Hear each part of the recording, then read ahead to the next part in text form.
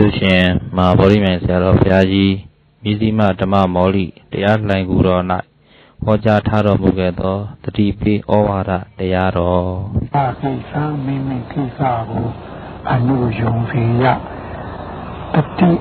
အမြဲတည်းဖြစ်ပြမြင်အောင်ပြင်ထားရ၏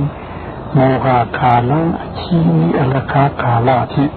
နာခိပယေမခုန်ခန်းစေရမောဟကာလံဒီဘဝနဲ့သာသနာကျုံကြိုက်သောအခါ၌ရသည်ရလိုက်တော့အခွင့်အရေးကိုမယူဘဲအချင်းဒီရလကကာမအာယုံခံစားယုံများဖြင့်နာခိပယေမကုံခန်းစေရဒုတာဘုရားရှင်ဟောကြားတော်မူတဲ့သူလောကမှာလူဘဝရောက်တဲ့ပုဂ္ဂိုလ်တွေတုံ့ပါကိုပြီးဖို့ဟောကြားတော်မူတဲ့တရားတော်အဲ့တော့ဒီဘုရားဘာသာတော်မှာထင်ရှားတဲ့အပမာဒ၃မျိုးရှိပါလေအဲ့ဒီအပမာဒ၃မျိုးပါပါကြောင်းဒုံဘာဖြစ်လုံးလို့ဘယ်ဟာတွေလဲဝေယဓမ္မသင်္ခါရဒီအပြည့်သင်္ခါရရဲ့အပြည့်တစ်ဘောကိုမြင်နိုင်တာလေအခုလိုသာသနာနဲ့ကျုံလို့လူ့ဘဝရောက်တော့မှမြင်နေတယ်ဒါလည်းတုံတာပါတစ်မျိုးပဲဒီကတော့ကရဏကုအပမာဒအပယဘောတရားဘောဘာနာဘောဒီအကိုကရဏကုကိုယုံဖို့ယုံလို့ပုံဖို့ဆိုတာလေလူ့ဘဝနဲ့သာသနာကျုံတော့မှရနိုင်တယ်အရင်ရှားပါရတဲ့ယရနာဖြစ်လို့သူ့လေဒီအပမာဒကိုတုံးပါဒါကတော့ဘုဒ္ဓဘာသာတို့မနုဿတာတို့စားတဲ့တုံးပါ၅ပါးရှိပါလိမ့်မယ်ဒါလည်းမမိတ်အပ်တဲ့ဒီတုံးပါ၅ပါးလေဒါလည်းဒီတုံးပါပဲဘာဖြစ်လို့လူဘဝနဲ့သာနာချုံတော့ဒီခွင့်ရည်ငါမျိုးဟာရတဲ့ပါရဲ့နဲ့ဒီရှားပါပြီဖြစ်ကိုမယူလိုက်ဖြစ်နေလို့ရှိရင်ကံနေအချိန်ကိုမှာဆိုလို့ဒါလည်းဘုရားရှင်ပြပြီးခဲ့တယ်အပမာဒပဲအဲ့တော့ငါရတဲ့ရတဲ့ဒုနဘလို့ခေါ်တဲ့အပမာဒ၃မျိုးထဲမှာဝေယဓမ္မလည်းကြီးကြီးအားပုံညာနဲ့ရက်ကိုမြင်နိုင်တဲ့ပုဂ္ဂိုလ်ဟာဘယ်သူရှိတယ်အဘိဓိသဘောတဘာဝကိုမမြင်မမြအပြည့်ကိုမမြင်နိုင်အဖြစ်ကိုမမြင်လည်းအပြည့်ကိုမမြင်နိုင်ဒီအကိုမြင်ဖို့ရပါလိမ့်ကြီးတယ်တရဏဂုံဆိုတဲ့ဘုရားနဲ့တရားဘုရားနဲ့တရားဘုရားနဲ့ရှင်နဲ့သူ့သားတော်များဖြစ်တဲ့အငါတော်များသူတို့ကကိုယ်နဲ့တရားတော်ဒီပုံကိုအာဘမှာဒါမှလည်းသူတို့ဒီမှာဒီဟာတွေကိုသိနိုင်ဝေယဓမ္မကိုသိနိုင်တဲ့နေရှိပြီးအပြင်ကြီးကိုပလိုက်အတွင်းကြီးကိုနှိုက်ပြီးသိနိုင်တဲ့အသိကြည့်နိုင်တဲ့အကြည့်ဒီသာသနာတော်မှာရှိပြီးဒါမှသူလည်းအရေးကြီးတာဒီလိုရေးကြီးတာတော့ဘုရားငါးပါးလည်းဘုရားပါတယ်ဘုရားပွင့်တဲ့ကိုယ်နဲ့အချိန်မှလူဖြစ်နေပြီဘုရားပွင့်တာနဲ့လူဖြစ်ဖို့ဆိုတော့တော်ခရီးနဲ့ကြည့်ကြပါဒါကဘုရားပွင့်လူဖြစ်ရင်တော့ဘုရားကိုဉာဏ်ထားတဲ့ဘုရားမှတော့သိကြမှာတို့တော့မယုံမတုံဘူးအဲ့ဒါတရားရှိဖို့လည်းတရားရှိရင်ပြီးတော့ဟုတ်ဘူးတရားရှိကြတော့လေပါပိဖိတာမှာအာယုငါးပါးကလွတ်မြောက်နိုင်ဘူးလွတ်ခိုက်နိုင်ဘူးအဲ့လိုကြီးရှင်လို့ပုံလို့လက်နာတာတော့မယ်ကိုကိုနဲ့နာခံပြီးကိုကိုသိမှခံပြီးကိုသိခံပြီးရဖို့ယူဖို့ကြတော့တော်ရဲ့တတ်တယ်မရတယ်တော့ပါပိဖိတာလည်းတုံးတော့ပါပိဖိတာရဲ့ရည်ကြီးတဲ့တော့ပါတော့တို့ပရမဘဝနာဒီလိုတရားနာကြဖို့ဆိုတာလေဒါလည်းအမြဲအပေါ်ရည်ကြီးလို့ဒေါ်လာရိုးရိုးမဟုတ်နဲ့အတိထဲပြီးအတိတုံးတာဒေါ်လာငါဒါလည်းမမေ့ဘူးအဲတော့မမေ့အပ်တဲ့မမေ့ကြီးပုံမျိုးလို့ဒီလိုမှတ်ခဲ့ပါဘယ်ဟာတော့ဝေယဓမ္မသင်္ခါရဒါလည်းမမေ့အောင်မမေ့ကြီးပဲတို့တရဏဂုံအပမာဒဒါလည်းမမေ့နဲ့ဒါလည်းမမေ့ကြီးပဲတို့လည်းဒါလည်းမမေ့နဲ့ဒါလည်းမမေ့ကြီးပဲအဲ့မမေ့ကြီးတဲ့မှာဘာရေးကြီးပုံလို့我的妈说不鼓励也不听的不鼓励那么右边的呢跟他那嘛呢在批评跟没批评别的嘛呢把批评刚才右边他那嘛呢刚打的非那右边他的呢非打的乌鲁哈拉的那右边他也乌鲁哈拉的也打的啊两边批评的对你การมีฟิติอุรุอาหารที่ပြုစုကာလတွေကအဲ့ဒီတည်းမှာအပြည့်နဲ့ကပါတော်ပြီးသားဖြစ်တဲ့အတွက်ဒါပြုလို့သင်္ခါရမာနများဖြစ်တာမာနများအပြည့်ကိုသွားရတယ်ဒါပြီးဖို့ဒီအမတိတ်အမတအရေးကြီးလို့ဒါဘာဖြစ်လို့ကိုယ်တွင်းရဲ့ကိစ္စဖြစ်လို့ဒီကိစ္စကိုမသိလို့ရှိရင်အာဟုတဲ့ပြရဏဂုံသုံးပါးကိုအာဟုပါတော့မလားဒီပုံမှန်မှာဝေဒနာဒုက္ခရမှာအတိုင်းကြကြမပြီးသေးရင်ညတူရတဲ့ဒုက္ခဘာငါးလို့ခေါ်တယ်ခွင့်ရငါးမျိုးကိုလည်းယူပါဦးမလားတို့ဒီဝေဒနာမှာမပြီးလို့ရှိရင်တန်ဖိုးကြီးတဲ့တဏှာကိုအပမာဒရောတန်ဖိုးကြီးလိုက်တဲ့ဒုက္ခအပမာဒရောဘယ်ဟာကိုမှမယူဘဲနဲ့မောင်မူကြီးနိုင်ငံကြီးနဲ့ဒီဘဝတတဲ့ကိုကြီးတို့ကြောင့်ဝိညာဉ်ဓမ္မသင်္ကာရဆိုအပြည့်ကိုမြင်ဖို့ဒီအမတိအမတာရေးကြီးဆုံးလို့မှတ်ခဲ့ကြပါတို့ဒီနေရာမှာဒီတရားကိုဘာဖြစ်လို့ဟောရတယ်လဲတို့တရားဓမ္မများတို့နဲ့လည်းညာကိုဒီတရားနဲ့ဘာလို့နောက်ဆုံးခုံးဆက်ကိုပြီးရပါတယ်ဆိုလို့ရှိရင်တို့ဒီဘဝမှာသာသနာကျုံတော့ရတဲ့အဲ့ဒီအခွင့်အရေးတွေကိုမရပေးတော့ကမ်းနေရင်ပုံဆုံးသွားမှာဆိုလို့ဒီနေရာမှာ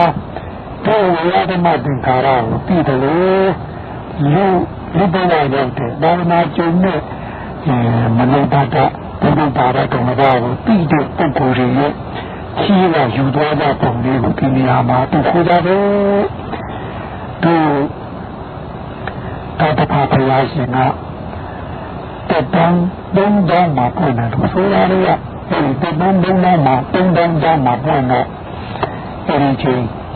ပါရမကတက်တန်းရှိခါလာဆိုတော့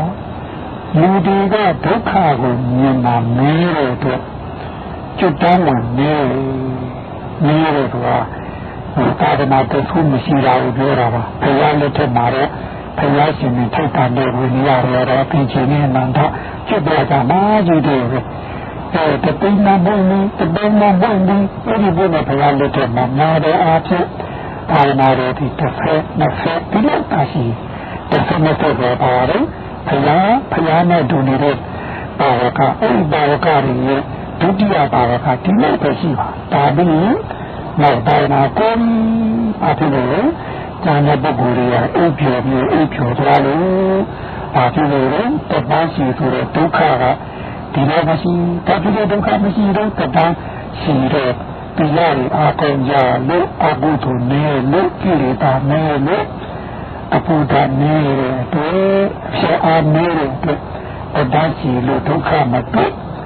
ဒါကြောင့်အဲ့ဒီချိန်မှာပါရမမတည်အဘုနေအဲ့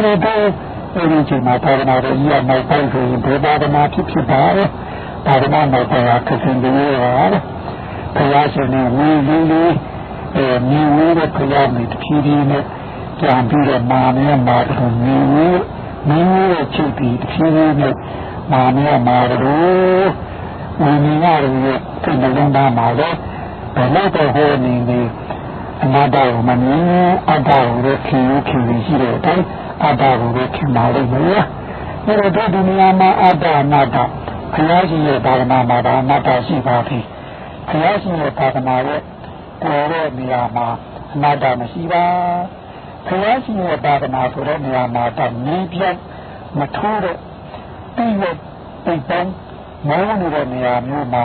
အနတ္တမမြင်နိုင်ပါ။ဒါကြောင့်မို့လူလောကကိုကြည့်ပါ။ယုံပြီးဘုဒ္ဓဘာသာအတိုင်းအနတ္တတဘောကိုဆောင်လာတော့စိတ်ပြီးအတ္တကိုတော့ဆောင်နေပါပြီဒါလူတိုင်းပြည်နေတာဘာမှအငြင်းပွားကြရတယ်မလိုပါယုံကြည်ရတော့ဒီနာပြီးရုပ်တတိဒီတရားကြီးခရက်တော့ဒီကျုပ်ကဟောလို့ဖောက်ပြမှာလေ ကိုရုပ်ကိုအစိုးမရပါဘူးဥရုရဲ့တိုက်ခိုက်မှုတိုက်ခံရပါတယ်နဲ့သူကမတ္တတဘာဝပြောတော့လည်းဒါငါကူလို့ယူဆထားတဲ့စိတ်မှာဒိဋ္ဌိကျင်းနေပြီစိတ်မှာကိလေသာကျင်းနေပြီအဲဒီဒိဋ္ဌိကျင်းကိလေသာကျင်းအလုံးသူပြများပြားလာတဲ့ပုထုဇဉ်အန္တရာတွေပါလာတွေအာလုံးတို့မှာတော့ငါကူကြီးအေးနေပြီလို့အောင်လုပ်မယ်ဆိုဟောစိတ်ကအတ္တပဲကူဆန်းနေတာတန်ဖိုးတိုင်းပြီးတဲ့ပြီးသားလားဒီဟောမဟောတဘာဝတရားကဟောပြောနေတာလားမသိကြလားဖောင်းတာရှိမှာလားအဲ့လိုဒီအတ္တကြီးနေတဲ့ပုဂ္ဂိုလ်ရုပ်ကြီးရရုပ်လို့သူတဘာဝတိုင်းဖောက်ကြနေပါတယ်သူသောစိတ်ကငါကိုငါဟာငါဥစ္စာနဲ့ပဋိစ္စာတဲ့မှာကျင်ဝဲနေတဲ့စိတ်ကိလေသာနဲ့တော်မြုံနေတဲ့စိတ်ဒါကစိတ်ပြီးစိတ်ဒီနာနေရတိလောကဆိုတဲ့အတိုင်းဒီစိတ်ကလည်းရုပ်ကိုဖန်ဆင်းဒါလိုတတ်တာလောကလို့ဆိုတာစိတ်ဒီနာပရိကတတိစိတ်ကလည်းလောကကြီးကိုဆိုတာပြီးအခုတော့ဒီယုံကြည်ကိုမတည်မချင်းဆိုတဲ့ဒီသူချက်တော့တခါတော့တချင်းနဲ့ထဲလိုက်တဲ့နာကြီးတချင်းကခိုင်းစားတယ်လို့ခိုင်းစားနေတာဒီဒီမှာဒီဟာနီးမှာတပ်လိုက်နောင်လာတော့ဝဲဒါစိတ်ဒီနာပရိကတတိပဲတခါစိတ်တတ်တဲ့ဤပဓမ္မတာပပိဝဝတမမကိုဆိုတော့တိုင်းရှိတဲ့ညာရာဟုသူအားလုံးစိတ်ရဲ့အလိုကိုလိုက်နေတာဒီတော့စိတ်တော့သာဟနာစိတ်ပြောတာမဟုတ်ခရာစိတ်ကိုပြောတာမဟုတ်ပြည့်စုံတာစိတ်ပြောတာမဟုတ်အရိယာရိယစိတ်ကိုပြောတာမဟုတ်တန်တို့အန္တပါလာပုထုဇဉ်အကောင်းမိုက်ဒီရဲ့စိတ်ကိုပြောပြီးအဲ့ဒီစိတ်ကတော့စိတ်တော့အာတာဒိဋ္ဌိဆိုတဲ့ငါကိုငါဥစ္စာဒိဋ္ဌိများနဲ့ရှင်တဲ့စိတ်တက္ခာဝဒိဋ္ဌိစိတ်အဲ့ဒီဒိဋ္ဌိနဲ့ရှင်တဲ့ပုဂ္ဂိုလ်ဒီကိလေသာအာလုံးပါတဲ့စိတ်တော်ကိုအာလုံးရှိလို့လားအယုဒ္ဓယအာလုံးဟာဒီစိတ်မှာကပ်ပြီးဒီရုပ်ကိုခိုင်းစားနေတဲ့အတွက်ဒါမှစိတ်ကိုပဲအဆိုးထားပြီးတိတိခါထားပြီးဟောနေကြရှိသည်ဘုရားရှင်ကအနာတ္တလက္ခဏာတော့ရဲ့ယုံတဲ့အနာတ္တဝေဒနာပညာသင်္ခါရဆိုတဲ့အနာတ္တကမှန်ဒါကဘုရားရှင်ကိုဘုရားကနေဘုရားနေရာကနေပြီးဘုရားဟောနေသည်ဘုရားပြောနေပြီးတို့နားထောင်နေတဲ့အခုအဲ့ဒါတွေရွတ်နေဖတ်နေတဲ့အယုဖတ်သမားယုဖတ်သာသမားတွေကတော့ချင်းဒါယူရင်းနဲ့ငါကိုငါဥစ္စာနဲ့ခုချိန်ထိငါတလုံးသုံးလုံးနဲ့မဟုတ်ဘူးလားအဲ့တော့အပ္ပဒိဋ္ဌိကြီးနေတဲ့ပုဂ္ဂိုလ်များဟာဘုရားရှင်ကိုဝေးလေလေတွေးအေးလေလေနဲ့ကြောက်ရမှမလို့လားမမသိအခန်းကိုဆင်းရေးပြတဲ့ခဲ့တို့အခန်းကိုပချီရေးပြတဲ့ခဲ့တို့လက်ထောက်ပြလည်းမသိဘုံနဲ့ပြောလည်းမသိဘုလိုပုဂ္ဂိုလ်တွေဒီဘုရားဘာဝနာနဲ့ဝိရကာလတုံရင်းတိုင်းအဲ့တော့ရဟန်းရှင်လည်းရဟန်းလို့မလုပ်တော့ရဟန်းကလူဖြစ်ပါတယ်လူဖြစ်တယ်လည်းလူမလုပ်တော့လူကဘလူဖြစ်နေပြီအဲ့လိုချိန်ခါရောက်နေတော့အဲ့ဒီမှာရဟန်းတော့အမှားဆန္ဒရှိတဲ့တောင်းမဆန္ဒရှိတဲ့ရဟန်းတော်များလို့ဆိုရတာလေအဲရဟန်းကခုနကတိုင်းနေရတယ်ငါရှင်တို့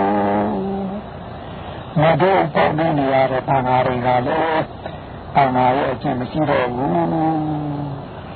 မတို့မိဂုဏ်ရတဲ့တကားတွေကြည့်ကြတော့တကားတွေမှာလည်းတကားကပေါ်ပြီးတကားပွားနေပြီတကားတမားတွေပွားတော့ပညာလည်းပါစားနေပြီဘာသာကိုမြင်တော့ဆိုပုဂ္ဂိုလ်ခင်မင်းနေပြီအဲ့ဒါတကားတွေကြည့်ကြတော့လေတမားများငါးများတစ်ခေတ်တို့ရုံးတော်မှာတိုက်ချတစ်ခေတ်တို့ဘာသာကိုမမြင်တော့ဟိုဖြစ်ကောင်းလို့ဒီဖြစ်ပုံကြည့်ရနိုးနဲ့တမားနဲ့လည်းကြပြီအကောင်းရုံမရှိတော့အဲ့တော့ဒီတိုင်းနေလို့တော့ရေစမျိုးပါလိမ့်မယ်ရနေတဲ့သာသနာကဒါနောက်ဆုံးဒီမှာဒီတို့ကဘာမှတဲ့အဖြစ်ကိုလည်းနေပြီဒါရလူတွေကလည်းဒါတိတိဒီနောက်ရောက်လို့တိတိဆိုတယ်တိတိဆိုတယ်မယ်ဆိုတော့ခုလည်းမတင်အချိန်လေးကိုတို့ဖရာတရားတော်ကိုအားထုတ်ကြဖို့ဒီတိုင်းလူတွေကိုခိုးပြီးအားထုတ်နေရင်လူတွေကလည်းဘလူပါတာဖြစ်တဲ့အတွက်ဘလူစီတရေစီနဲ့တို့ အာထုကိုရကြမှာမဟုတ်ဘူးသူအာထုလေးလေးဒုတိယအာထုလေးလေးဓမ္မတာအားရဆွဲအားကိုမခံနိုင်တဲ့အတွက်သူတို့ထဲမှာရှိတဲ့ကိရိတာတတိကထားကြလေးလေးတို့လာပြီးချစ်ရင်ညင်းလေးလေးအဲ့လိုညင်ခါရမယ်တခါတော့ရဟန်းလောကမှာလည်းသူနဲ့အကျင့်မတူအမြင်ချင်းမတူလို့ရှိရင်တို့ကိုတဖြည်းဖြည်းနဲ့အန္တရာယ်ပြုကြရမယ်အဲ့တော့သူတို့နဲ့ဝေးရာကိုရာကြပါဘူးအဲဒီမှာအားလုံးကြရတယ်မထင်ရင်ဖြစ်သူကနောက်ဆုံးကအကျမ်းနဲ့မထင်ရင်မျိုးဘုံကြီးကရှိကအဲ့လိုနဲ့ခုနကတော့မထင်ကြီးလက်ထဲမှာတပိတ်တပိတ်ခါဆုံးကြီးဒါလေးတစ်ချောင်းဆောင်ရတယ်အဲဒီဒါကိုယူပြီးတော့ဒါကြဘယ်လိုလူတူပြောရမလားလူမရှိသူမရှိတဲ့နေရာလူရောက်တော့နေတဲ့နေရာအဲ့ဒါလူမရှိသူမရှိတဲ့နေရာလူရောက်တော့နေတဲ့နေရာဆိုတော့နေရာတော့လူတွေမနေခြင်းတဲ့နေရာပေါ့ဘယ်နေရာမျိုးတော့တိုးကြည့်တဲ့နေရာတိုးမြင့်တဲ့နေရာဒီနေရာလူမနေခြင်းဘာဖြစ်လို့လဲအာတတိတိကြီးကျယ်တဲ့ငါတို့ဓမ္မတိကိုယ့်ကိုယ်ကိုစားတဲ့အတွက်တိုးရမယ်အတော်langပြန်မနဲ့langဘယ်တော့မှမတော်ဆုံးရှုပ်တိုးရမယ်ဆိုအရှုံးlangဘယ်တော့မှမတော်ခြင်းရတိုးရမယ်နေရာဘယ်တော့မှမတော်ဒါအာတတိတိကြီးမားခြင်းရဲ့ပြုတ်ခဲအဲ့တော့လူရှိတဲ့နေရာပေါ်ပေါ်ရောက်တော့အမှန်ညမဆက်တဲ့တောင်းအဲ့ဒါကြီးလည်းဆင်းတဲ့နေရာလောက်ကိုသူဆိုကြတာကပုံသားတော့ကလာပြုတ်ဒါတော့နေရာဒီကောထပ်ပြီးညတခါတော့ထပ်ပြီးကိုတုံးပြန်လေးပြန်နာပြန်နဲ့မြင်ပြီးထပ်ပြီးကြီးကထီးပြီးကြီးဆောင်ကြီးတက်နေတဲ့တောင်းတော်ရောက်လာတယ်အဲ့တောင်းမရောက်လာတဲ့တို့ငွေရိုးစားပါဘူးဆိုပြီးအဲ့ဒီမှာတော်မော်ရနေဖင်းနေတဲ့ငွေရိုးကြီးတစ်ခုတွေ့အဲ့ဒါကြီးကိုမထင်ဖြစ်သူကအာကောင်းတဲ့ရဟန်းလေးကိုအဲ့ဒါကြီးတော့အဆောက်ဆောပါပြင်းနေဆောပါဒီလိုဆောပါကိုဆောခိုင်းမထင်လေးရတဲ့အာကောင်းနဲ့ဆောဘယ်လိုဆောတဲ့မှာပြုတ်ကြတယ်အေးပြေးကြပြီကဲငါရှင်အထင်ကြီးလေးတမထင်လေးရရင်ဘာတက်ပဲဆိုတော့တရားမျိုးစဉ်းစားတဲ့ဘာလို့ဆိုတော့မထင်ကြီးတဲ့ကြာမှာမထင်ကြီးကနောက်ဆုံးကနေတက်ပြီးဘာဖြစ်လို့လဲငယ်သူလေးတွေဥစားပြီးတော့ငယ်သူလေးတွေအားရပြီဆိုတော့မှကြည့်သူကတက်ပြီးတော့ဘာလို့ရောက်ကြရောဒီမှာကြီးကြည့်ပြီးတော့တို့တရားမရလို့များတရားမတွေ့လို့များစိတ်ကြကြတယ်နောက်တန်းပြီးအစားမစားလို့များအစားကောင်းမရလို့များတို့နောက်ကကိုယ်ကိုနေကြဖတ်တာနေကြအတွင်းတခါအပြင်တခါများတော့ခရင်းချင်ခဲ့ရင်ပြောခဲ့ရင်ဒုစိတ်တွေပြန်မိလို့နေအဲ့ဒါဒီမျိုးကြီးကိုပြီးတော့ခေါ်ကြပါဆိုပြီးမျိုးကြီးဒါနဲ့ကိုပြီးအခုဒါရရွယ်ရဆက်ချပြီးကဲအခုနောက်ကျောင်းမှမိတွေအကုန်ချလိုက်ပြီလို့ဆိုလို့လေအဲဒီမှာနောက်ကျောင်းမှမိတွေအကုန်ချလိုက်ပြီနောက်ပြီးတော့အကုန်ချလိုက်ပြီနောက်ရှိနေတဲ့ချီတော့ကိုရုပ်တော့ပြီအဲ့ဒါနောက်အားလို့မရှိရင်ဘာလို့ရမလဲကိုယ့်ကိုယ်အားလို့ရမယ်အတားကြီးအတနာနာတော့ဆိုတော့မိမိကိုယ်ကိုမိမိပါရင်ကိုယ်ကိုယ်နာတော့တော်ပြီလားကိုယ်ကိုယ်လည်းလို့တကအပူစီရဘယ်မှာရှိမလို့ဘာဖြစ်လို့လဲတို့လူချင်းနဲ့အနှိမ့်အသားဖြစ်တဲ့တရားကိုကိုယ်ထဲမှာရှိသည်ပညာအားကိုရင်ပညာဘက်ကအနှိမ့်အသားဖြစ်တဲ့ဓမ္မတတ်ကိုတို့ကမပေးနိုင်ဟောလေနာမှာပြောမယ်အစားပါလည်းတို့အနှိမ့်အသားမဟုတ်တဲ့အတွက်တို့အာရပါဆိုခွန်ကြည့်ထက်ကအောက်ကထမှာပဲအဲ့ငါတို့မှာတော့ကြည့်အခုတော့ကြမ်းမောင်းပါတော့ဆိုနေပြဘယ်ရမယ်မဆိုအကာမမညဘယ်တော့မှကိုယ်တော့မရဒါမှသူတစ်ပါးတာမှာကိုယ်ကျိုးမရှိကိုယ်ကျိုးကိုရှားခြင်းကိုယ်တော့ရှားရမည်ဒါမှကိုယ်နာတော့ပြည့်ပြရအဲ့လိုဘုရားရှင်ဟောတဲ့အတွက်သူတို့ကိုသူတို့အားထုတ်ပြီးကျိုးသားပြီးအားထုတ်လိုက်ကြတာအဲ့ဒီမှာယဟန်ကြီးကပါရမီကလည်းရစ်အပြည့်ညာကလည်းကြီးဝိတ္တကလည်းအားနေ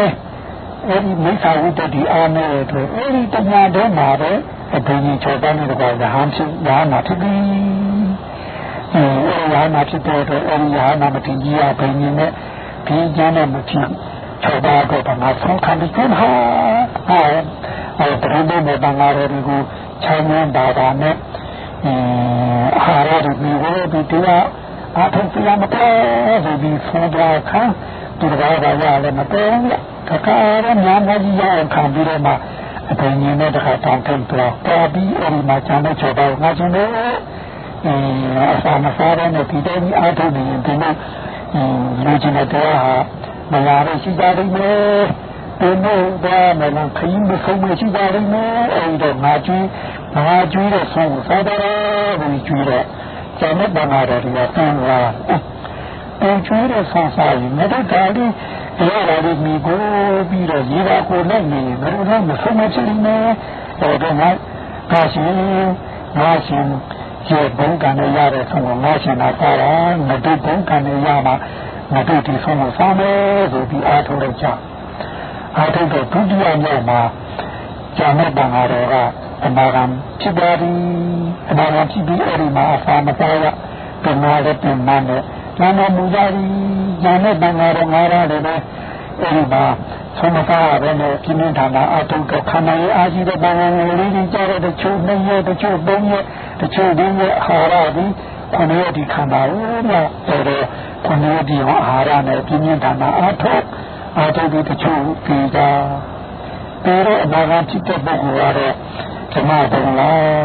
အဲဒီအနာဂတ်မဝင်ပြီးတဲ့နာရကတော့ဒီနတ်ကြီးကိုသွားတာအဲဒီထူကြပါဘူးအဲဒီမနတ်ကြီးနာသိသင်္ခါရနဲ့အဲဒီကနေတော့တဖြည်းဖြည်းနဲ့နာကနေလူဖြစ်လူအနေနဲ့ဖြစ်နေတော့ဒီဘုရားရှင်ရဲ့သာသနာကြတဲ့အဲဒီနာရနာဥဒုဒီသာသနာမှာလည်းလာတွေ့ပြီဘယ်လိုလဲကုမာရကတပါတော့ဒီဘာရဘာလို့ပြီးတော့ပုဂ္ဂိုလ်ပါတိမင်းတို့စတဲ့ရဟနာငါးပါးတို့ဒီအဲဒီအဒီခံပြီးကတ္တဗဘုရားရှင်နောက်ပိုင်းကကျင့်တဲ့ပုဂ္ဂိုလ်များဖြစ်ကြပါတယ်အဲဒီကျင့်တဲ့ပုဂ္ဂိုလ်ငါးပါးဒီတို့ဘာခေါ်မှရှင်ရဲ့ပါဒနာရဲ့လုံဥမာလာယူဒီတော်များနဲ့တော့ရဟနာဖြစ်ကြပြီအဲဒီငါးပါးကိုတို့ဆိုင်ရာမှာရှိတာဒီနေရာမှာတရုပ်ထုတ်ပြမနေတော့တာတို့ဒီနေရာမှာပြောလိုတာတော့အခုသာသနာနောက်ပိုင်းတို့ကတ္တဗဘုရားရဲ့နောက်ပိုင်းကသုံးကြမ်းနဲ့နောက်ပိုင်းဖြစ်တာပါအခုတော့နောက်ပိုင်းကတော့မဟုတ်ဘူးတို့တရားရမ်းနဲ့နောက်ပိုင်းဖြစ်ခဲ့ပြီတရားရမ်းမှာကတို့တရားဓမ္မများနဲ့တို့နဲ့လည်းညာရဲ့ဖြစ်နေကြည့်နေ95နှစ်တန်လုံး95နှစ်တန်ရောက်တော့ဒီရှိတာခတ္တဗဘုရားရှင်ရဲ့လက်ထက်ကသာသနာတော်မှာခုနဥရရတဲ့သူတို့ပိဿသူတို့ဆောင်လိုက်ကြတာတပါးရတဲ့အနှစ်ပါအနှစ်ပြည့်အကုန်ပြည့်တဲ့အတွက်သူတို့ရဲ့တရားတွေဟာအချင်းကြီးအလကားမဖြစ်တဲ့နဲ့အနှစ်ပါပြည့်ပြီးနဲ့မတူရဘူးရောက်ကြတာဒုတိယတပါးရတဲ့အနှစ်ပါပြည့်လိုက်မပြည့်တော့ဘယ်များတော့မဖြစ်ပါဘူးစိတ်နဲ့နဲ့စိတ်နဲ့ဖြစ်ပြီးတော့အနာခံအဆင့်နဲ့ဓမ္မဘုံမှာတရားပြီးဉာဏ်နဲ့ဝါရလည်းအလကားဖြစ်တယ်ဆိုတော့သူတို့မှာဟောသာမေသမင်းဒီတဲ့အဖြစ်ရှိတဲ့ရွှေတော့သူတို့ဖြစ်သွားတာဒါနဲ့လူကနတ်ဘဝလူဘဝဆုံးနေဆိုင်နေဟောခုလို့ချင်းဘုရားရှင်ရဲ့သာသနာနဲ့ကျုံတော့ရှားတင်ရတဲ့တုံနာရရာပြီးသူဒီအပမာရပုံမှာအကုန်လုံးပုံပြီးစားပြီးတော့မိဘဝင်ကြကြသွားကြပြီအဲဒီတော့သူတို့ဒီပတ်သက်ဆောင်ရွက်ကြတယ်လို့တော့တန်းတူလေးလူလာဖြစ်တဲ့ဒီတရားဓမ္မများတို့ဘာလဲညားတယ်ဒီရရှိရပြင်ရတဲ့ခွင့်ရများကိုရှိကဇာနဲ့အနာပါအဒီခံပြီးကျိုးသားပြတယ်လို့ကျိုးသားကြတာအစုံလိုက်လို့ရှိရင်လေအစုံလိုက်ပြီးအာတော်မှာဩဃတို့ဖြစ်ပြီးတန္တရာတဲ့မြင့်ကြမှာပါအစုံလိုက်လို့ရှိရင်လေအာတော်နဲ့ဩဃမကင်းပါဘူးအာဘုံကိုခြေတော်နဲ့ပန်းကြလို့ရှိရင်အစုံတိုင်းနဲ့ပြန်ပြီးတော့တွားကြမှာဖြစ်တဲ့အတွက် อาตมามาถึงพ่อข้าของพระเจ้ามาทีเดียวตัวดูสิตัวแต่ละแต่ว่าพยาปาฐานเนี่ยตุ้ยแล้วตุ้ยอาจุมันนะลูกบัวเนี่ยจุ่มเนี่ยจุ่มอาจุมันนะตัวปาฐานเนี่ยลูกบัวจุ่มนะจุ่มอาจุมันนะแต่รู้งารู้แม่กูเลย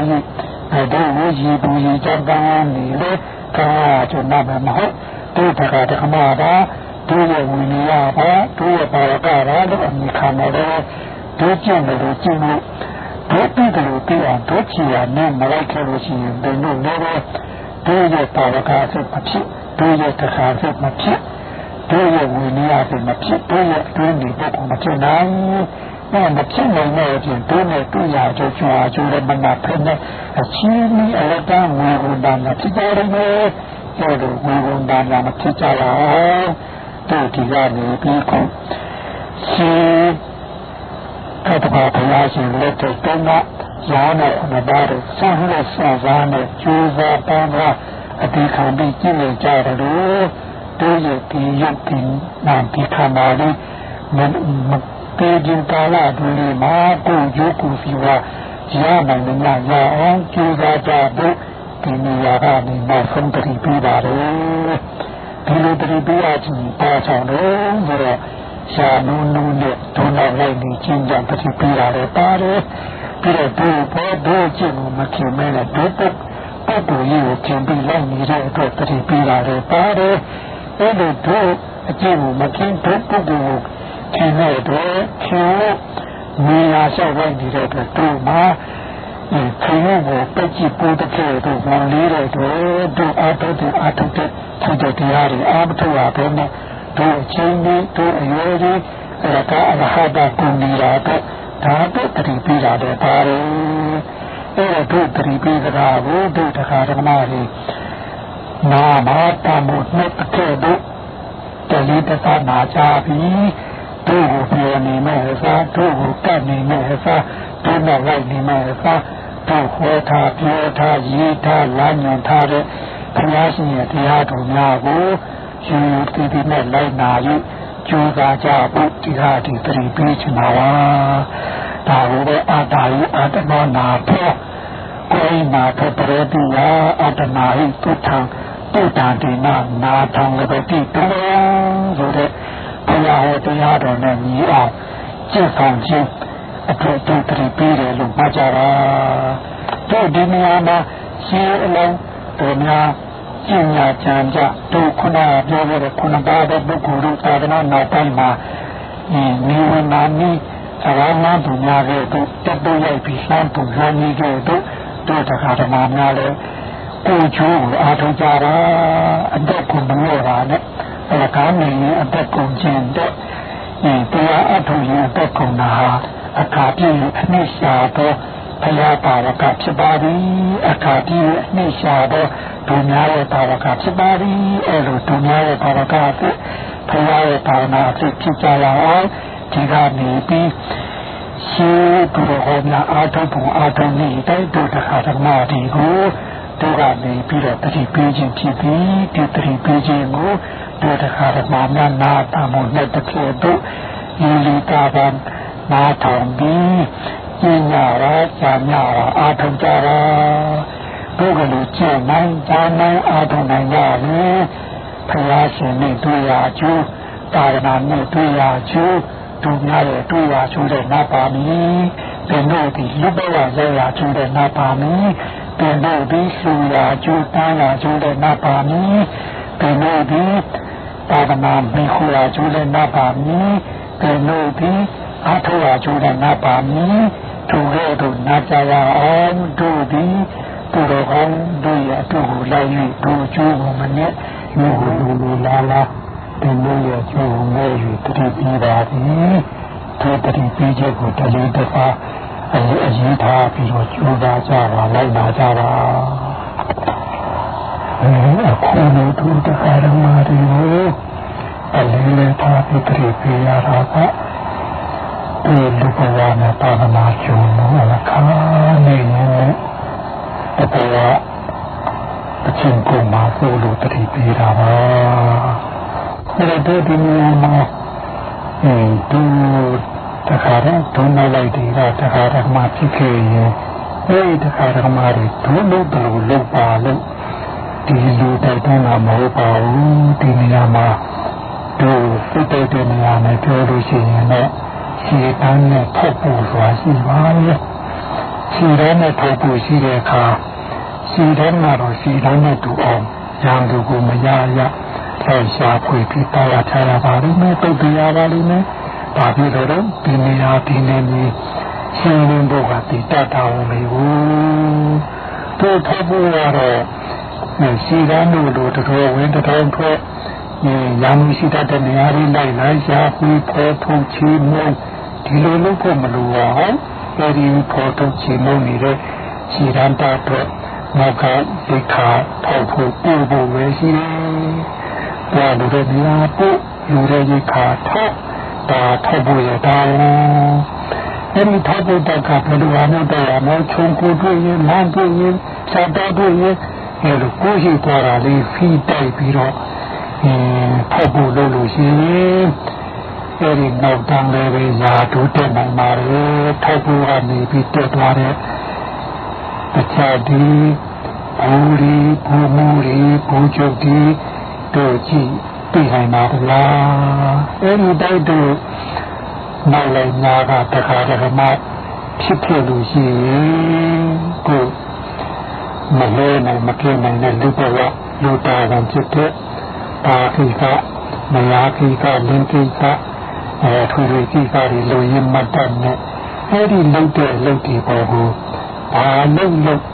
တတိလေးမြတ်ထားပြီးလုံတတ်တဲ့အချိန်လေးကိုကျင့်ဖို့တို့ဒါလည်းပဲတတိပြပါလေနားမဟုတ်ပါ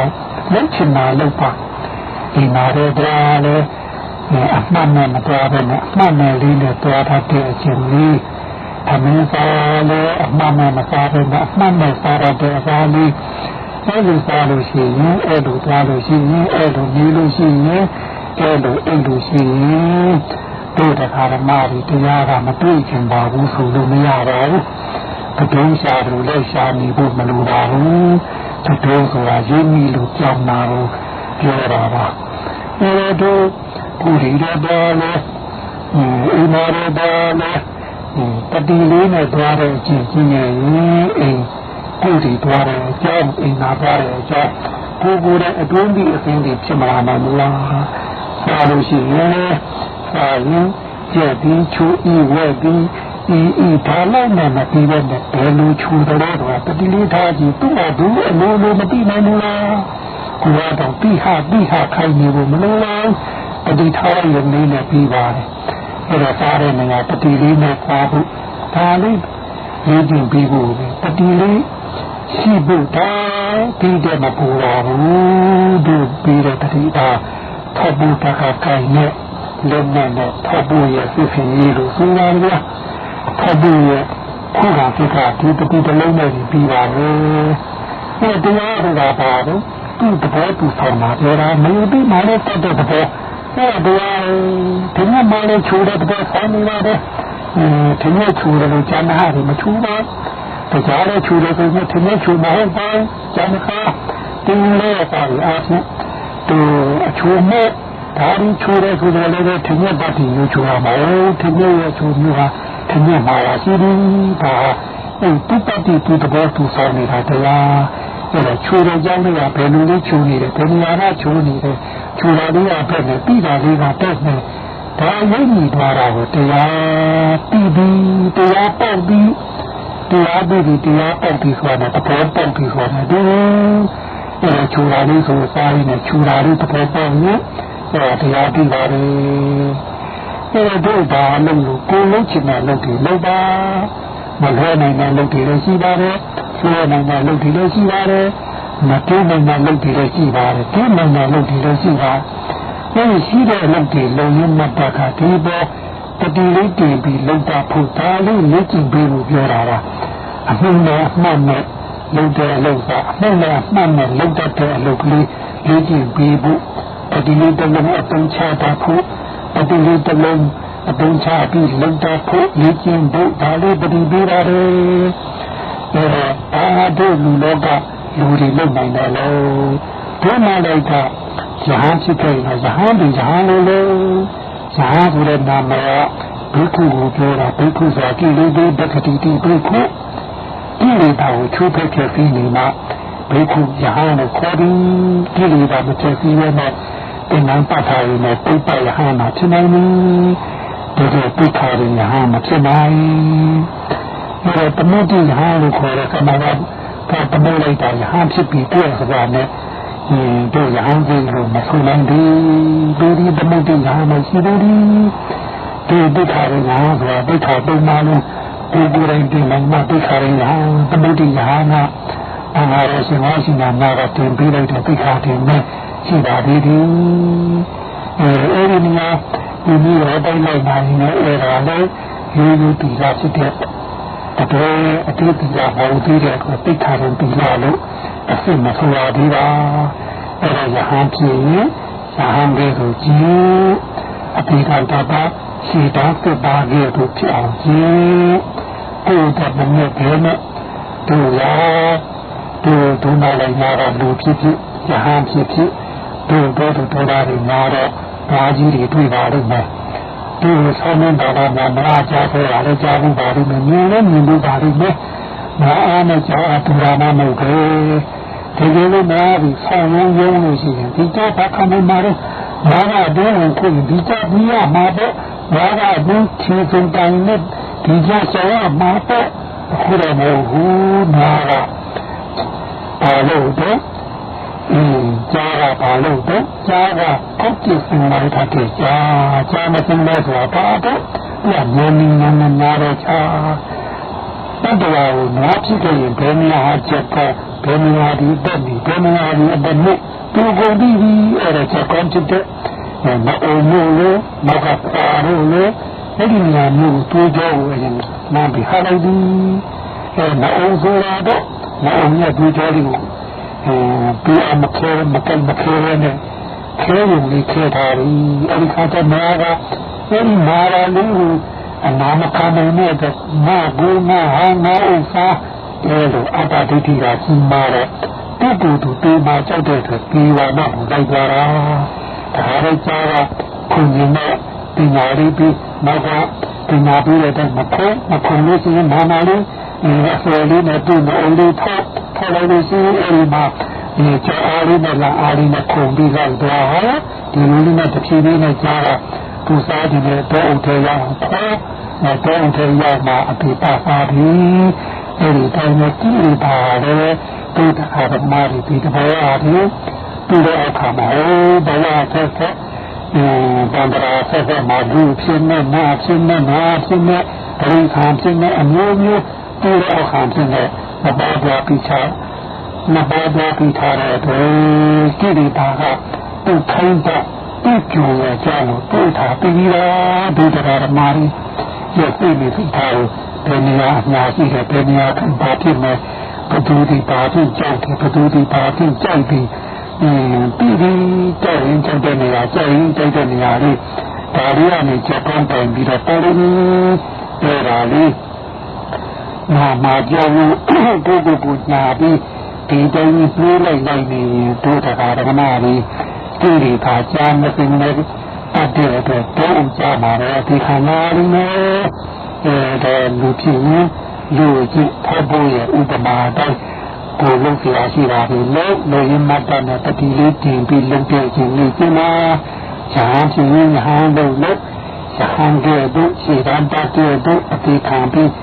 kuku macam kuku anu Malaysia si anu Malaysia kuku macam di kampi peran tengah ayuh lupi lupi Simbu, luadi dunia madu pelana terkalara mati kamatane jahan denane untuk mati dane ini baru di jahan nase dengan bila pelana mati turun kaitan miutan pelana turun kaitan miutan bila proses itu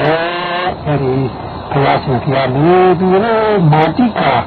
Sudah tanjil jauh dari pangaruh ngaji. Tapi dia atuk ဒီမှာဆိုကြတာမာတိကမာတာကမျိုးမျိုးဖွင့်ကြပါတယ်တချို့ကလည်းအဲဒီရွာတကြီးရဲ့အမေဖြစ်လို့မာတိကမာတာလို့ခေါ်တာတချို့ကလည်းအဲဒီမာတိကရဲ့ရွာကြီးကိုတကြီးဖြစ်နေအုပ်ချုပ်ရတဲ့အတွက်ရွာရဲ့မိခင်ဖြစ်လို့မာတိကလို့ဆိုပါသည်ဘယ်လိုလဲဆိုတော့အဲဒီရွာသူမာကြီးကဘာမှမဟုတ်သူရဲ့အာနာစနဲ့ကျောင်းကိုဖောက်ပြီးတော့ပေါ်ရတဲ့ဖောက်ပြီး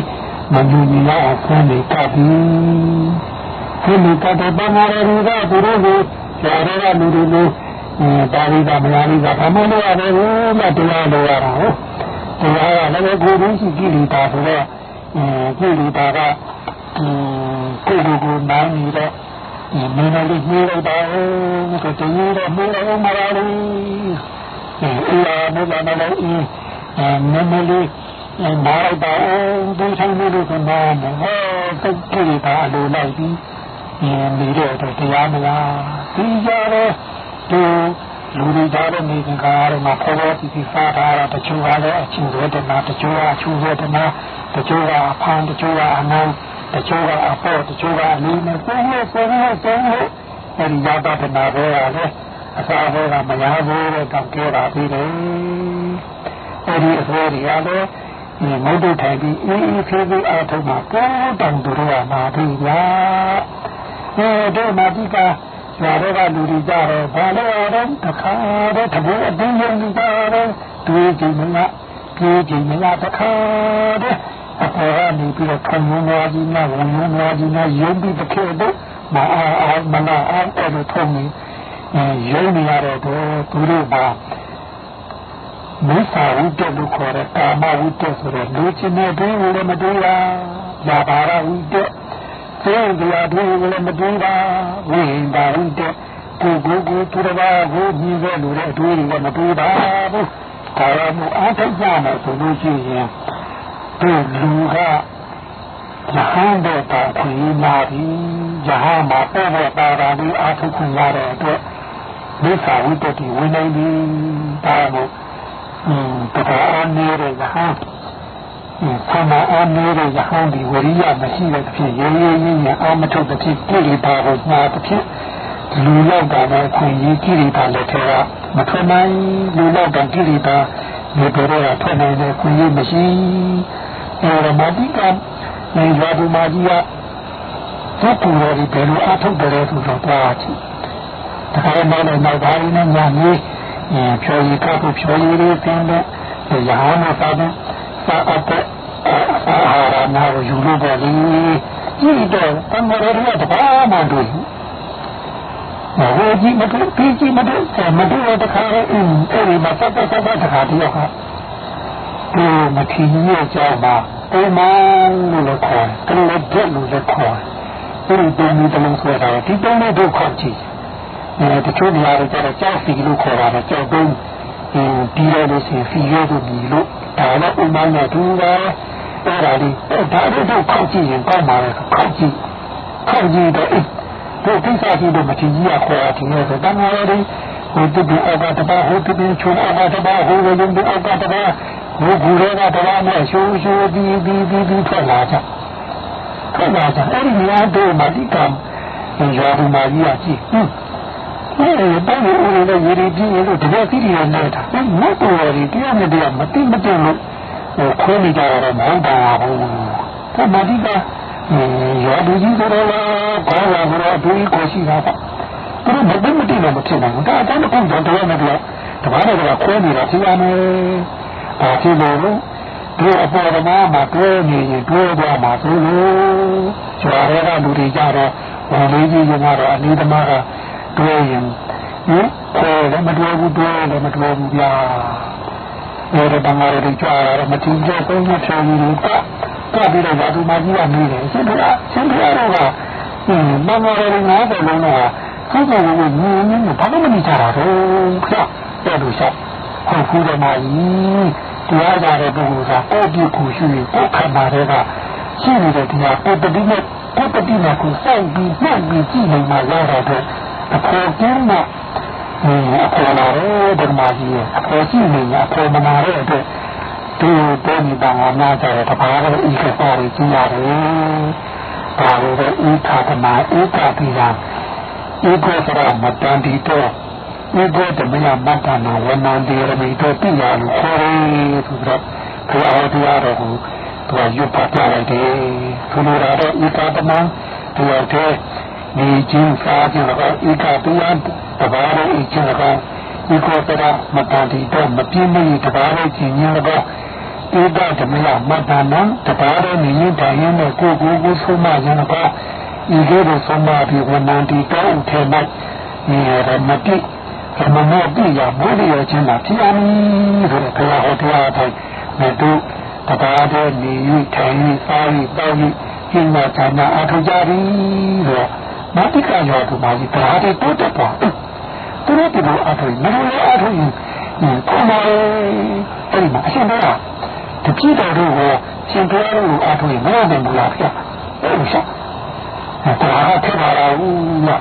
อะไรดีชีวะจริงจังเลยสัญญาณตุยเลยอะไรบ้างนะชีวะมันน่าจะมีความหมายนะแต่เออมันน่าสัญญาชีดูอาจจะมาเลยตั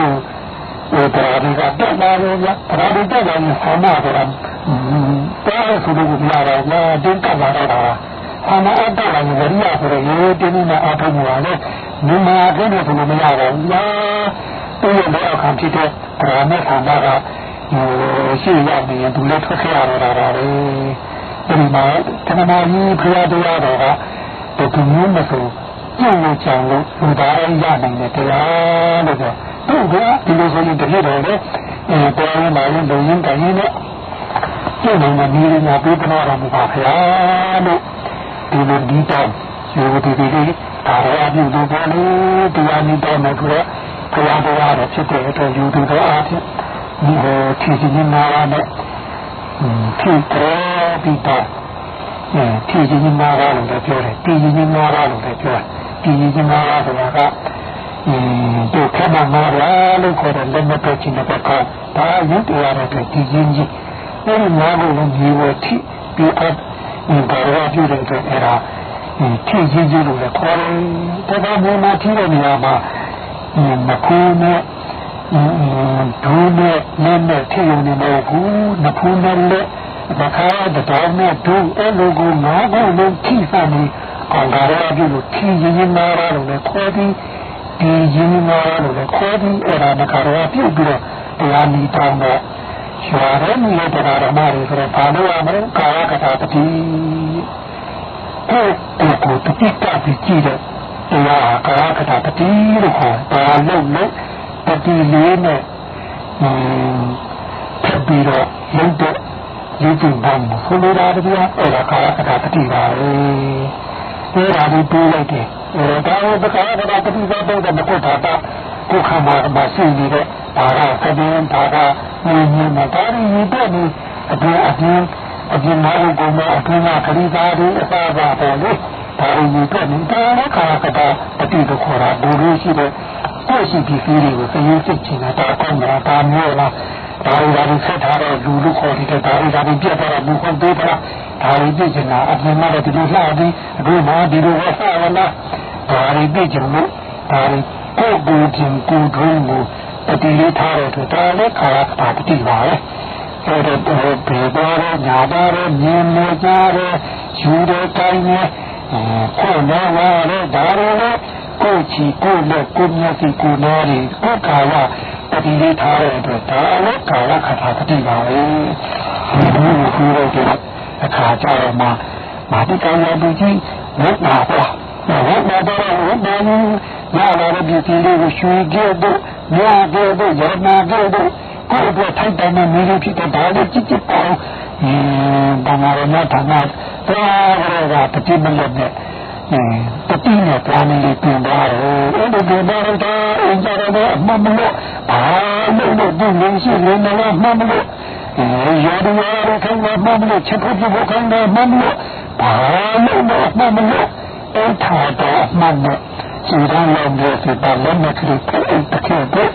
ဒီလိုတတိလေးနဲ့ဒီအပြောတာ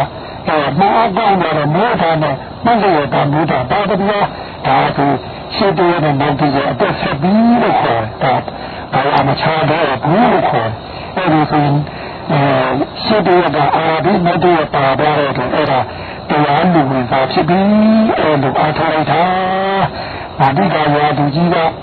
တာအားရလည်းပတ်သံတာအားရလည်းပတ်ဝိရိယအားရလည်းကောင်းတော့ဝိရိယဘုမာရလည်းအပူရောက်လာတော့အဲဒီခါကျဘုဖြစ်ဘာတင်ဘာချစ်တယ်လည်းဘုဖြစ်မှာဘာမချစ်ဖို့ဘယ်မရှိရတော့အဲဒီမှာအနာဂတ်ဖြစ်နေအပင်ရတာဘုရားကတော့ဘယ်လိုလဲကြည်ကြည်ပါသေးတယ်ဟဲ့ဆိုကြည်တော့သူ့ကိုယ်များကြတယ်ဘာမှမရဘူးရဖို့နေပါတော့တမာတိတော်မတည်ဘူးလေအဲ့တော့ဘာမှမတည်ပါဒီမှာနောက်ကရတဲ့ပါရမီမရှိတော့ကြည့်တော့ပါရမီနောက်ခံနေလို့ရှိကြတယ်ဟာဒါတော့သူပြည်နေပါတော့ပြည်နေမကြည့်ပါတော့အဲ့ဘာလို့ဒီလိုရတဲ့တော်ရရှိတယ်မကြည့်ရတော့လားကြည့်တော့ကြည့်ကြည့်တော့ဘယ်တော်လို့မရတော့ဆိုတော့အလိုမကြလို့တဲ့ဘာဖြစ်လို့လဲလူတွေနဲ့နေတော့မှာစားတော့ဒီမှာလည်းခြူလာလေးချင်တာလေးနဲ့သူတို့ကြီးမားကြမှာပေါ့လေလူတွေတော့မှသူတို့တုံးနေတော့တုံးနေတော့အဲ့ဒါတွေကြောင့်ဆိုပြီးတော့ဘယ်လိုပါစားခြင်းလဲဆိုတော့မနေ့ကျအဲ့ဒီရာဆိုချက်ပြုခိုင်းပြီးကိုယ်ကစုကိုယ်ကြတော့ဒီမှာကြည့်ဒီကိုယ်ကရှင်မင်းစားချင်တယ်ဒီကိုယ်ကဝတ်သားစားချင်တယ်ဒီကိုယ်ကချက်ရှင်မပြီးဒီကိုယ်ကချက်ပါဟဲ့နဲ့အဲဒီတူတဲ့လူကြီးလာလို့ရတော့သူခံနေရတော့ဒီမာလေးကဝင်းနေလာလို့တုံပေါ်လို့ဒါနဲ့ဟိုရောလို့အဲ့ဒါကိုခွန်ပြီးစားတော့သူတို့ရအောင်လေးစားပြီးတော့ဒီနေရာမှာဆိုနေတာကဇာမမှာတော့ဝိတ္တဝင်နေလို့မရဘူးလူမျိုးမှာတော့ဒီအလုံးလုံးနေတော့စိတ်ပြီးအပြင်ကိုမထွက်ပါဘူးကဒါဟုတ်တဲ့ပုဂ္ဂိုလ်ဒါမှာတော့အပြစ်ရှိနေမှာအပြစ်မရှိချော်ခေါ်နေမှာပေါ့ဒါမှလည်းပုဂ္ဂိုလ်ကတော့ကာမပฏิရှိမှာပေါ့အပြစ်ရှိရမှာပေါ့အပြစ်ရှိရဒါမှဘယ်ထိုးကြမှာမထိုးကြမှာပေါ့အဲ့လိုကာမအပြစ်လေးရှိနေတော့တတိယနောက်ကပို့ပြီးတင်ပေးလိုက်အဲ့ဒီနေရာဖြစ်ပြနေတော့ပေါ့ဒါခုနေခုနေတော့ဒီလိုပေါ့တတိယတင်ပေးလိုက်အဲ့ဒီနေရာလေးခုချင်တာလေးနဲ့ခုထားလေးခုတော့တစ်ဖက်ကခုကအဖြစ်တဲ့ချင်းရဲ့ပို့ရဝါရဲ့အတောက်ထိုင်တော့ကိုယ်မှာဒါတည်းရမလေးခါတော့ပုံမခဏဦးတခုလုံးတင်းနေကြမ်းများပေါ်နဲ့အဖြစ်နဲ့အပြတ်ပါနေတာတွေဖြစ်တော့အပြတ်နေတာတွေကိုမြင်တော့တယ်အဲ့ဒီမြင်တော့ဟောတရားရတာဟောဒါမှလူတွေဟောနဲ့အခုပါတယ်ဘာဖြစ်လို့လဲကိုယ်လေးတဲ့နေရာဆိုရှိနေလို့မလည်းဒီမှာဆိုမရှိဘူးပေါ့ထောင်ပြီးတယ်နေတော့ရဟန်းနဲ့လူတွေဖြစ်မှာပေါ့ရဟန်းမှာလည်းရနေတဲ့ချမ်းသာပါနဲ့ဘုရားရှင်ရဲ့မျက်နှာတော်ကြောင့်မကြောက်မကြမတော်မတာနဲ့ပြည့်စုံလာရနေတာလေးခုနကယူပြီးတော့ခွင့်ရဒီနေရာမှာအမတော်ဘယ်နေရာအထုံးမလို့ဒီလိုလေးတော့ထားပြီးအထုံးရင်သူတို့ကလူတွေရဲ့ဘုရားခွင့်ရမှာပေါ့ဒီပါပါလေးကိုယ်ရဲ့နေရာတွေပါလို့ကြည့်ရပေါ့လေအခုဒီရတဲ့နေရာလေးကြည့်လိုက်လို့ရှိရင်တော့တကယ်ပါမယ်ဒီပါမာရီအလုံးညီညွတ်တဲ့ပါမာရာတရားဓမ္မတွေကြည့်တယ်နော်ကြည်လဲကြည်ညိုကြည်ညိုတယ်လို့လည်းယူတယ်ကြတော့ဒီကဘာလို့ဆိုတော့တရားမှမဟုတ်ယူတယ်လိုက်ကြတာဒါကြည်ညိုတဲ့ယူတယ်ပါဟုတ်လားကြည်ညိုတယ်ယူတယ်ရမှာပေါ့ယူတယ်မှလည်းကြည်ညိုတယ်လို့ခေါ်မှာဟောဒီရဟန်းများနဲ့ဒါမလို့တော့တတိယကြည်ညိုတဲ့လို့မပြောဘူးဒါကြည်ညိုတယ်လို့ဆိုတော့တရားဖြစ်မှာတော့တမန်ပေးနေတဲ့တရားဖြစ်တဲ့အတွက်အကျဉ်းတို့ခေါ်တယ်။ဘာဖြစ်လို့လဲတာမစကားဖြစ်ကျင်းလို့ဘယ်မှာပြောတာစကားကြီးရှိအရှိကြီးကြည့်ပြီးပြောပြီးဒါကိုကျောင်းချင်မှာတော့တဲ့ပုဂ္ဂိုလ်မှာဒီငါတို့ကျိုးရှိတဲ့ကြောင့်ပြန်ကြတာဟဲ့တာဟဲ့မဟာဒီကျနာဟဲ့ဒီမှာတော့စာမိနေတာဟဲ့ဒီစာမိတာရမှာငါချမ်းပါမှာဟဲ့ဒီပြည်တော်ကရှိလို့ဒီကအကြီးကရှာလို့ကြားလို့ပြီးနေမှာငါမှလို့တော့လူကျင်တာဒီမတော်ဘယ်လိုရမှာဒီလိုတော့တော့ပြီးယူဒီနေဆိုရနေတာပေါ့ဒီခုဒီရတဲ့ဓမ္မတွေကြတော့ဒီခုရနေတဲ့တာဇာအနန္ကူအဲဒီကတရားဓမ္မတွေဒီရတော့ဓမ္မကိုချမ်းပြီးရတဲ့နေရာလေးကိုမြစ်ကြီး มาธรรมะน้อยนิดนิดคือว่ามิสิมาสระเลละတရားမောနိယယဟအလေလတရားကိုကျင့်နေတော့ယဟလို့ယဟနေတဲ့သူဖြစ်တဲ့အတွက်မိသိမဓမ္မမောနိကိုဒီဘမိသိမဓမ္မမောနိဥမ္မာလို့ဒီလိုပဲစိတ်ထားတတ်ထားပါတယ်ဝါသနာနဲ့တော့မပြီးသေးပါဒီကရှိနေတဲ့တရားများတို့ကျင့်လို့ကျင့်လို့ယူစလို့ယူတယ်ဒီအခုပြီးပြီးတော့မိမောနာတိုင်းဒီတရားဓမ္မတွေဒါလေးကြရမယ်တရားလာလာကာယကတာပတိနဲ့သာရဘဝနာကာယကတာပတိနဲ့ဒီလိုများတွေပေါ်ပေါ်ဆက်ဆက်ဆောင်ရမယ်ကာယကတာပတိနဲ့တာလို့တမျိုးလေးဒီမှာတစ်စုံလေးနဲ့ဆက်ဆောင်ရတဲ့ရှိတဲ့မျိုးတွေပေါ်နေတယ်ကာယကတာပတိကိုကိုယ်နဲ့တော်လို့တတိတည်းဒီလုံးတဲ့အကျဉ်းလေးကိုလေ့ကျင့်ပြီးအားထုတ်ကြရမှာဒီလိုအားထုတ်ရင်မာတိတာမာတာရှင်အနာဂတ်ဆုံးကျောင်းတော်မှာတော့ဘုရားရှင်ရဲ့ပါသနာတော်နဲ့ကြာရင်းနဲ့တက်ပါလာကြတဲ့နိုင်ငံအပေရုပ်ကမြင့်မြတ်အမျိုးဆုံးစိတ်နဲ့ဒီပြည်ကိုရတဲ့ဆိုချင်ကြပါမယ်အဲဒီစိတ်နဲ့ဒီပြည်ကိုရတဲ့မှာဒီအနာတဘာဝနာရောက်ပြီးလက်ခံခတ်တော့ဒီဘုရားဘာသာဖြစ်တဲ့နာတဘာဝနာကိုမရောက်သေးတဲ့ဘယ်လိုနာတကိုဟောနေလဲဘယ်လိုနာတလက္ခဏာဒီကြီးကိုရင်းနေတိုင်းနေရုပ်ပတ်ပြီးရုပ်ပတ်ပြီးအဲဒီရုပ်ပတ်ပြီးအပါလို့ရတာမရှိဘူးဆိုတာဒီတရားဓမ္မတွေဆိုဆိုနေနေမှာ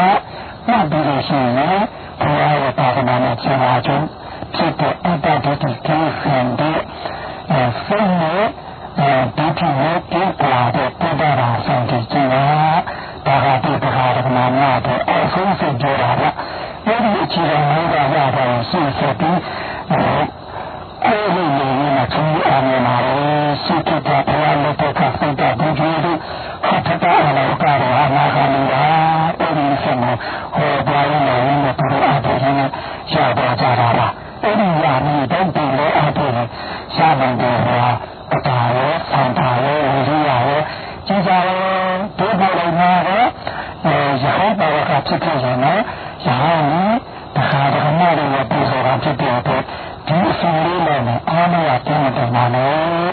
ရဟန်းဒုက္ခပြီးဖို့ဒီတော့ရဟန်းကြီးတရားတော်တရားတော်ဆိုတာအပြင်နဲ့မှတ်ပါတရားတော်ဆိုတာဒီတရားနောက်ဆုံးတော့ဒီတရားနဲ့တရားတော်ဆိုတာနိဗ္ဗာန်မှာလို့တခြားလည်းမရှိသေးဘူးဒါတရားတော်တရားတော်ဘယ်နည်းနဲ့ကြားရမလဲဘုရားပိတ်ပေါ်မှာရှိတဲ့ဒိဋ္ဌိဆိုတာကိုပြန်ကြည့်ကြပါဒီမှာတော့သင်္ကာမပိဋကယောဂီတိစာရောပြန်ကြပါပိတ်တယ်လို့အရင်ကမှမပြီးတယ်လို့အဲ့ဒီအမှုပါတော့တစ်ဆပြီးတစ်ဆအားကြတာဘုရားရှင်ကြီးပြီးတော့ဒီပါကြောင့်ဒီရဲ့အပြီးမှာဥပဒကဥပဒကနာဖြစ်တဲ့ဘုရားဟာလည်းငါတို့နဲ့ငါ့ပြည်ကိုတက်တာတစ်ချက်ပြီးဘုရားရဲ့ရာဇကိုတက်တာတစ်ချက်ပြီးခါရကြတာဒီဘင်္ဂရမကြတော့ဒီလိုတရားတော်ဖြစ်အောင်ကြိုးစားတရားတော်ဖြစ်အောင်ကြိုးစားအဲဒီရဟန်းတွေကမပြီးတော့ခုနေသေးဒီဆက်တဲ့ပုံနဲ့အနာတမေခါစားတော့တာမတော်ကပြာပါရပုံနဲ့အထူးကြီးကြိုးစားရပါမယ်ဒါမှသာလူနဲ့မတူတဲ့ဒီအဖြစ်နဲ့ဘာသာတော်များတရားတော်များရဲ့အပေါ်ကိုခံတော့ပါတယ်ဒီလိုကြိုးစားဖို့ဒါတို့မှာတိကာမှာတာနဲ့အဲဒီရဟန်းများဆိုတော့ဒီလိုမလုံးမျိုးတွေတရားတော်များတွေပြင်ပြတာအဲဒီပြင်ပြကြတော့ဒီလိုတော့လောက်မှာဒီတရားတော်များတွေဒီလိုနဲ့ကျင့်ရကြကြကျိုးပါစေချာဒါဒီတိစာလို့တဲ့အဲဒီတရားတော်တာတာရမပိစာလို့ပြောတာဒီရခန့်တူတာ